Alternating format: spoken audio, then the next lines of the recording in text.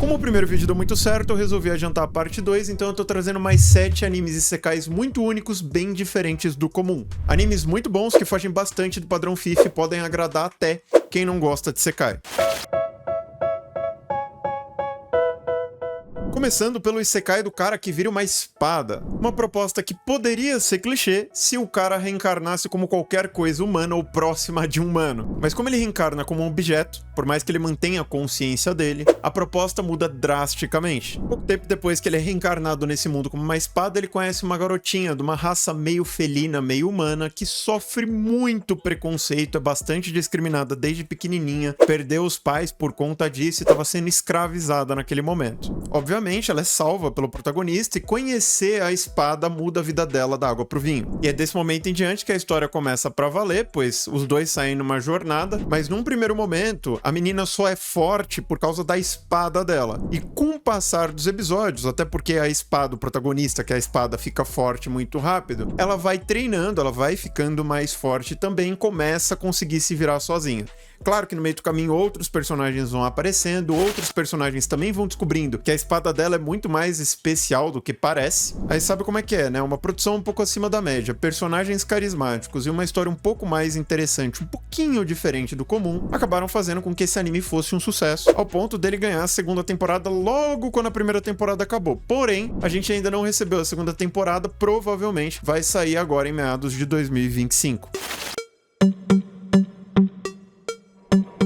Segundo um dos meus animes preferidos, quando se trata de light novel, a minha obra preferida, vale dizer. O anime nesse momento já teve 4 temporadas e um filme, sendo a 5ª temporada confirmadíssima, porque eles vão adaptar o anime de Overlord até o final. E é difícil até saber por onde eu começo. É uma história com muitos pontos fortes, muita coisa bacana pra falar, muitos personagens interessantes. Eu acho que para um vídeo de lista, a coisa mais interessante pra se destacar é: Overlord não se propõe a seguir aquele modelo mais cru, onde você tem um vilão a ser derrotado e mocinhos que são 100% puritanos ou algo do tipo. Isso não acontece. A história, independentemente da mídia, pode ser anime, light novel, mangá, fica mudando a nossa perspectiva. Uma hora a gente tá vendo os personagens de Nazarick interagindo, uma interação sensacional. Outra hora a gente tá vendo uma galera do mundo do qual o Ainz foi parar, porque é um caveirão, que foi parar no corpo do avatar dele, junto com a guilda dele, todos os NPCs, tudo que tinha dentro dela. E um mundo medieval de fantasia que lembra o mundo do jogo de realidade virtual que ele jogava, mas não é o mesmo mundo do jogo, ao contrário do que muitos pensam, tá? E nesse mundo, as pessoas tendem a achar que os humanos são a única raça boazinha, aquela coisa toda, e que o Ainz é um monstro, que o pessoal da guilda dele é um bando de demônio, de bicho piruleta, que ele é o Lorde Demônio. Inclusive tem muitas pessoas que pensam isso ao longo da história, mas como a gente que tá vendo de fora sabe que não é bem assim, a gente fica, pô, ele parece um vilão em muitos momentos, ele faz umas coisas muito absurdas com o pessoal desse mundo em vários momentos diferentes, até pela falta de empatia que ele sente. Enfim, tem vários vídeos de explicação aqui de Overlord, se você quiser dar uma olhada depois. Mas ele de fato não é o vilão da história, muito pelo contrário, conforme ele vai conquistando o mundo, esse mundo vai ficando melhor. No anime é sutil, mas na light novel isso vai ficando bem claro. De todo modo, eu já gravei inclusive um vídeo de review sobre Overlord, onde eu vou narrando os acontecimentos com coisas que foram cortadas do anime. Eu ainda não trouxe pro canal, não tá postado, mas já tá gravado, né? Uma hora eu trago. Então se você gosta de Overlord e não é inscrito ainda, pense em se inscrever. Primeiro olha a página do canal, porque eu não falo só sobre Isekai, eu não falo só sobre Overlord, né? Mas talvez faça sentido pra você. O terceiro é diferente do padrão FIFA ao ponto das pessoas que gostam bastante dos padrão FIFA não gostarem dessa história, é absurdo.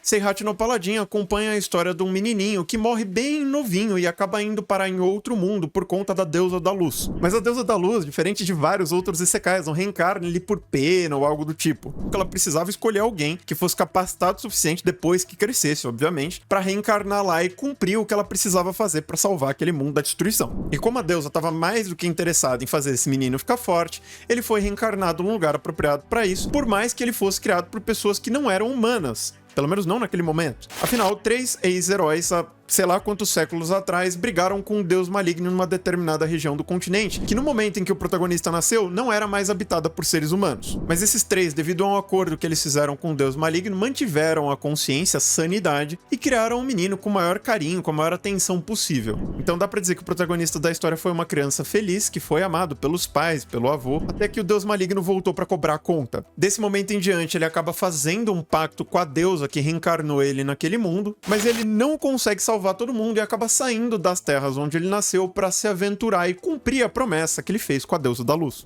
A premissa é basicamente essa, só que a história é muito interessante, ela é muito bem escrita, ela é muito bem produzida para os padrões de Isekai, até bizarra a produção que esse anime tem, mas ela acabou não ficando tão popular quanto outros animes dessa lista, por melhor que a obra seja, justamente porque ficou numa espécie de limbo. Honestamente, muitas pessoas julgam pela capa, então elas batem o olho nesse anime, elas dão uma olhada nos gêneros, nas tags, essas coisas, e elas falam, Isekai, não vou ver.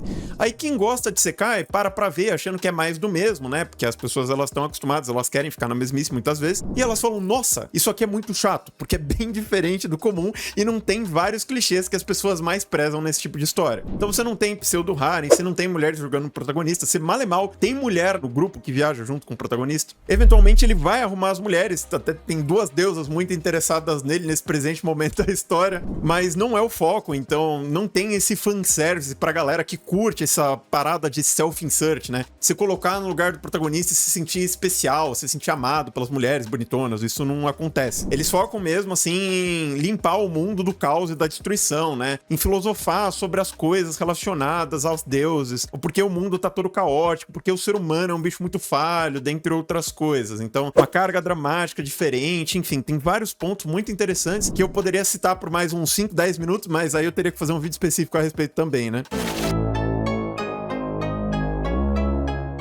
E como é um vídeo de Isekais diferentões, esse anime não podia faltar, é um dos casos mais peculiares que eu conheço. Primeiro que a produção desse anime é absurda, tá no top 5 Isekais mais bem produzidos que existem atualmente. Segundo que ele é clichê, só que não.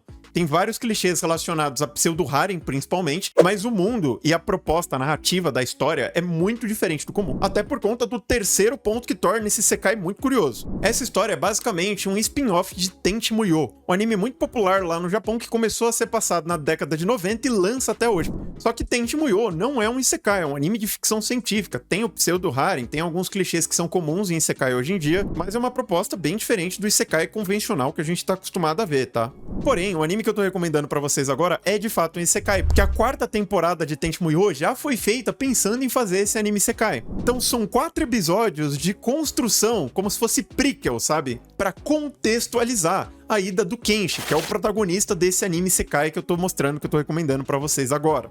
Dá pra ver Isekai no Seikishi Monogatari sem ver Tenchi Muyo?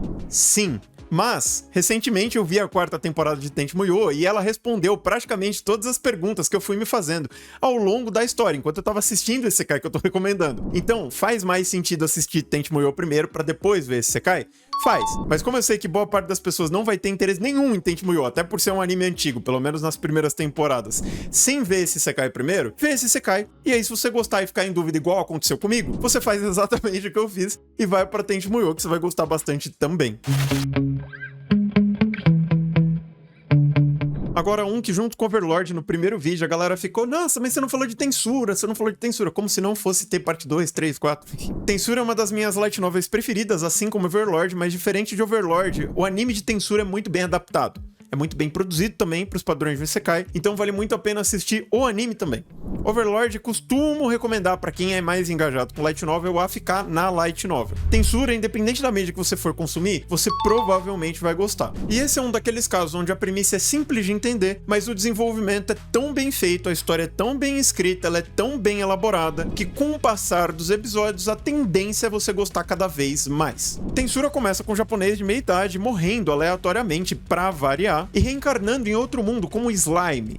E assim como Overlord, eu não vou entrar muito em detalhes sobre a história porque levaria muito tempo, mas se você tiver bastante interesse em conhecer melhor Tensura ou em saber mais sobre Tensura, não faltam vídeos de Tensura aqui no canal, tá? Mas nem por isso vale deixar de ressaltar algumas coisas pra vocês nesse vídeo aqui. Depois que ele vira um Slime, ele fica amigo de um dragão e a vida dele muda drasticamente a partir disso, porque ele sai da caverna onde ele encontrou um dragão, começa a ser adorado e seguido por diversas raças de monstros daquela floresta e resolve que vai construir uma cidade pra viver em paz. Então, por mais que Tensura tenha personagens sensacionais, uma história muito boa, um mundo bem explorado, bem detalhado, bem vasto, com diversas questões muito interessantes sobre política, economia, tem luta, tem guerra, tem drama, tem reviravolta, tem tudo o que você pede numa história de fantasia e mais um pouco. Num primeiro momento, o principal diferencial dessa história pra muita gente, além dos personagens, acaba sendo essa pegada mais de Rise of Civilization e outros jogos nesse sentido, porque foca bastante na nação que o Rimuru tá construindo nessa floresta.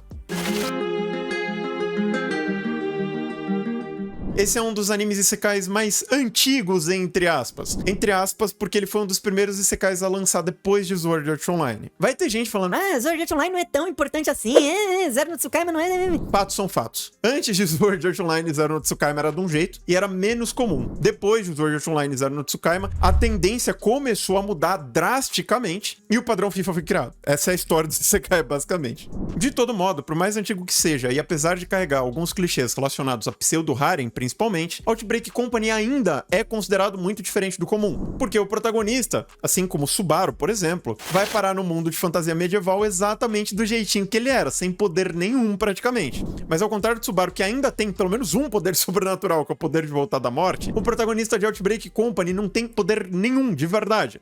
A única coisa que torna ele super poderoso nesse mundo é a influência que ele exerce nos demais personagens por conta do conhecimento otaku que ele tem. Outbreak Company não se resume ao protagonista lutar, nem ao protagonista ficar mais forte, nem ao protagonista enfrentar desafios. Se resume ao protagonista sobreviver nesse novo mundo como um empresário que promove o entretenimento pop japonês para as pessoas do mundo medieval de fantasia. Por conta disso, obviamente, muitas pessoas já não vão querer ver porque não tem ação.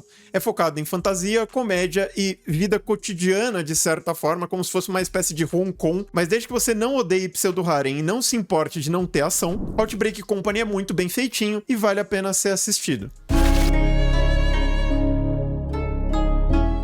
E pra fechar a lista, a gente vai falar de Deadmau5 Death Play, uma obra que parece ser padrãozinha num primeiro momento, porque consiste num caveirão sinistro que pode parecer o Lorde Demônio desse mundo, sendo morto pelo herói humano da época e reencarnando no Japão moderno do século XXI na realidade em que a gente vive.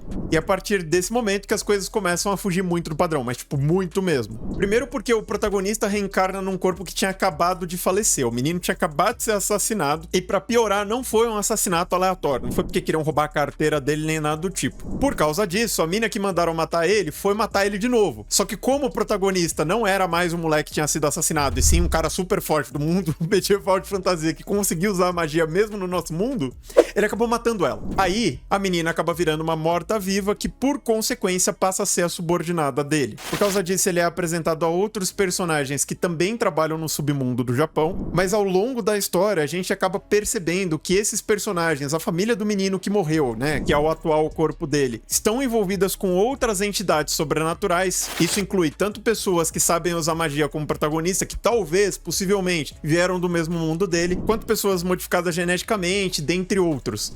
É muito interessante, cheio de personagens super divertidos, a história é diferenciadíssima, por mais que seja um mangá. É escrito pelo Narita, um autor absurdo, com uma mão cheia, que só escreve pedrada. Escreveu Durarara, escreveu Bacano, e desde 2017 também tem escrito Deadmau5 Death Play. Vitor, mas por ser esse tal de Narita, então é muito bom? Sim, vocês não têm ideia. O Narita tem um estilo de escrita mais específico que foge bastante do comum. Todas as histórias que ele escreveu e eu consumi funcionam mais ou menos da mesma forma. Ele fica mudando a nossa perspectiva com muita frequência, aí as coisas elas vão se misturando com o passar da história de uma maneira bem casadinha. Então se você gosta de mistério, se você gosta do Narita, se você gosta de fantasia urbana, se você gosta de coisas diferentes, essa obra no geral, tanto no mangá quanto no anime, vale muito a pena. De todo modo, eu vou ficando por aqui, eu espero que vocês tenham gostado do vídeo, e se você gostou, não esquece de deixar o like, principalmente se você quiser que tenha uma parte 3 o quanto antes. O que não falta são isekais diferentões pra recomendar pra você, eu já consigo fazer uma parte 3 e uma parte 4. Só que eu só vou trazer a parte 3 se e quando esse vídeo tiver engajamento suficiente. Foi o que aconteceu agora nessa parte 2, inclusive. Mas se você não fizer questão, por algum motivo chegou até o final, não viu o valor no conteúdo, aí tudo bem, né? Fazer o quê? I can't be picking up the pieces, fixing scars from this. Is this an argument?